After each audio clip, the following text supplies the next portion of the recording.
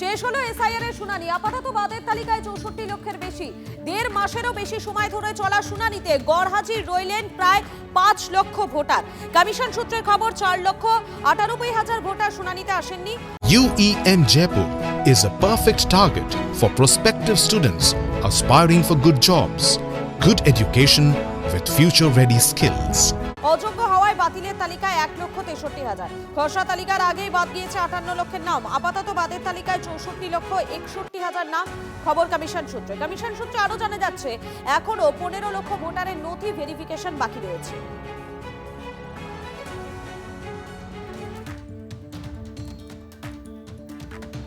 রাজ্যের পাঠানো অফিসারদের তালিকা নিয়ে ফের চিঠি কমিশনের। গ্রুপ বি মাইক্রো অবজারভারদের তালিকা নিয়ে এবারে রাজ্যের কাছে জানতে চাইল সিইও দপ্তর। ভোটার তালিকায় অসাধু হস্তক্ষেপে অভিযুক্ত রাজ্যের অফিসারদের বিরুদ্ধে পদক্ষেপ করতেও ডেডলাইন দিল কমিশন। বি অফিসার নিয়ে রাজ্য কমিশন সংঘাত আরও চলল। ফের রাজ্য সরকারকে চিঠি কমিশনের। তালিকায় 30% গ্রুপ সিদের বর্ধিত বেতনের নিরিখে গ্রুপ বি বলে উল্লেখ, দাবি কমিশনের। নির্বাচন কমিশন জানতে চেয়েছে বর্ধিত বেতনের নিরিখে কি র্যাঙ্ক পরিবর্তন করা যায়। 8,505 জনের তালিকা থাকলেও 6,000 আধিকারিকের রাজ্য বিস্তারিত তথ্য পাঠিয়েছে বলে অভিযোগ। তালিকায় থাকা 440 জন ইতিমধ্যে AERO হিসেবে কাজ করছেন। কমিশন জানতে চেয়েছে এটা কিভাবে সম্ভব, কোথায় কোন অফিসার রিপোর্ট করেছেন। মমতা ব্যানার্জি পার্সোনাল মামলা করেছেন, সেই মামলার জাজমেন্ট কোর্ট কন্টেম্প্ট হবে। We already gathered all the documents. Election commission of ইন্ডিয়ার কোর্ট কন্টেম্প্ট করা উচিত। অ্যাপ্লাই করে আরো 8,500 কর্মীর নাম দিয়েছে, তাদেরকে এখনো কাজে লাগানো হয়নি কেন? এর জবাব তো নির্বাচন কমিশনকে দিতে হবে। আসলে বুঝতে পেরেছে যে ভোট চুরিগুলো ধরা পড়ে যাচ্ছে।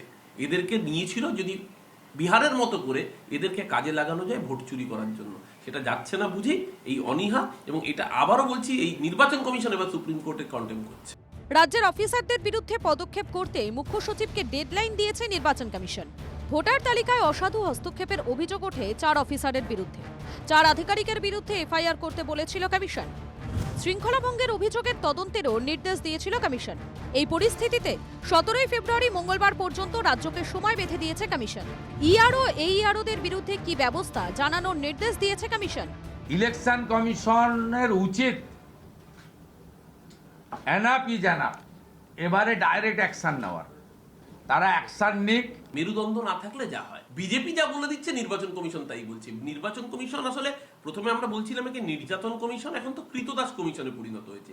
বিজেপি বলে দিচ্ছে কোন কোন অফিসারের বিরুদ্ধে ব্যবস্থা নিতে হবে, আর কৃতদাস কমিশন সেই অফিসারদের ডেকে শোকজ করার ধমকি দিচ্ছে। সূত্রের খবর, নির্দেশ মতো পদক্ষেপ না করায় ক্ষুব্ধ নির্বাচন কমিশন। শ্রাবন্তী সাহার রিপোর্ট, TV9 বাংলা।